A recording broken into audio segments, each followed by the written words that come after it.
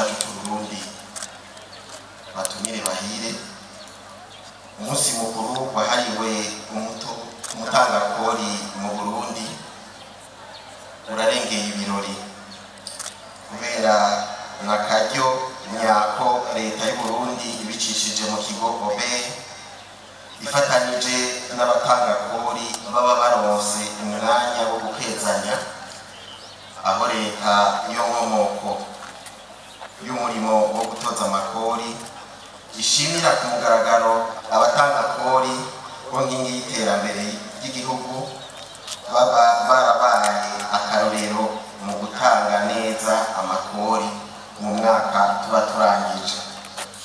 Muca mwumva ko uyu munsi mukuru ari ugushikana ikivi c'indinganizo y'ibikorwa byo mu gutoza no gutanga amakori, aho leta n'abatangakori bafatana mu mugongo bose bafise ihangiro rimwe mu kubaka igihugu cyacu.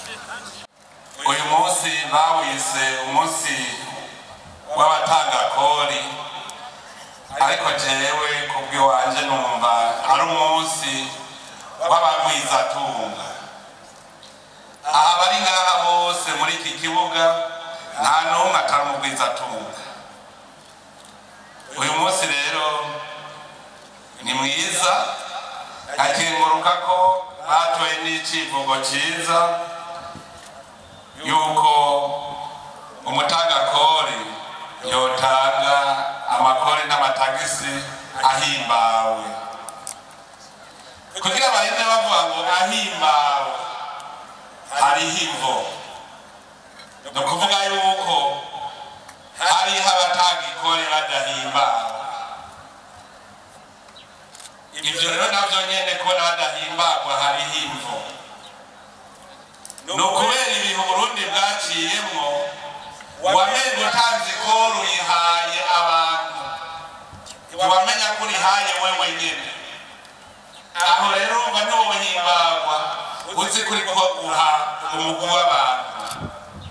Aho maze iminsi ngendera mu ntara zitandukanye murandabaza ikibazo, leta y'u Burundi igizwe n'abantu bangahe? Aho namwebwe umwe wese yokwishura. Abantu benshi bazi yuko leta y'u Burundi igizwe n'abantu 15. N'amakosa akomeye, ni ukwihenda gukomeye uvuze ko leta y'u Burundi igizwe n'abantu 15. Nico gituma uri gutanga ikori umenga urihaye ba bantu 15, muvuga ko aribo bagize leta y'u Burundi. Abagize leta y'u Burundi n'abarundi barenga miliyoni 12. Ivyo tubimenye kandi tubimenye. Hari n'ikindi twihenda. Ikigobe abantu bazi ko ari kijeje gutoza amatagisi n'amakori. Sivyo. Amahera yose yinjira mu bisata by'igihugu yose ico kigo kijeje kuyegeranya. Hariho abazi yuko ibisata by'igihugu amahera yinjirayo atari amahera yo kwinjira mu kigega cy'igihugu.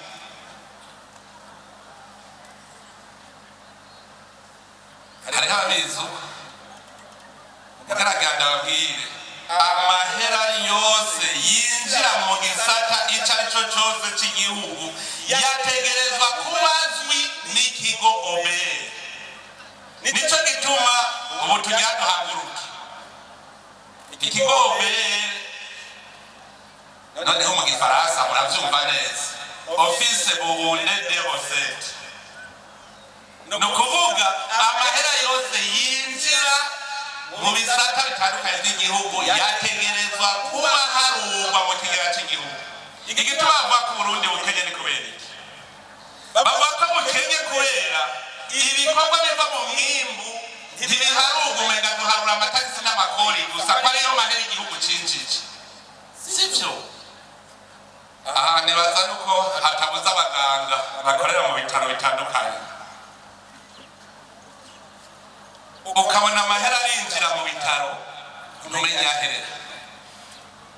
Ivyo ntibizwi none ko batavura abantu kuri gusa amahera ibitaro vyinjiza ajahe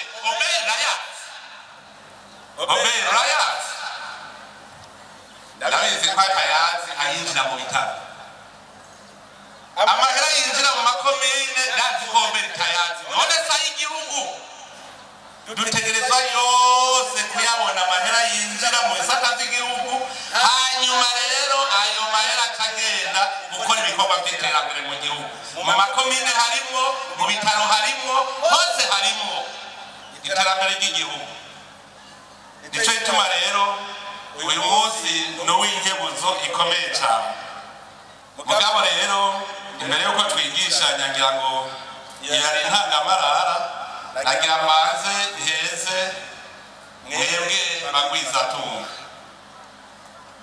Nico badufise ngo ducumbisha na kumwe no kubera mwebwe mwatahuye kurusha abandi. None rero kuri uyu munsi ndabakeje kandi ndabakengurukira cyane ku mutima n'ubwira mukorana kugira ngo mugwize umwimbu hanyuma amakori n'amatagisi biboneke. Nagira kandi turi mu mpera z'umwaka ndabipfurize umwaka mwiza, ndawipfuriza n'abarundi bose kuko uno munsi ndazi yuko abarundi benshi cyane n'abagwizatunga. None rero ndabipfurije amagara meza, baroranirwe ibikorwa byabo, Imana izibihezagire kugira tuze duheze umwaka ibintu bimeze neza cyane.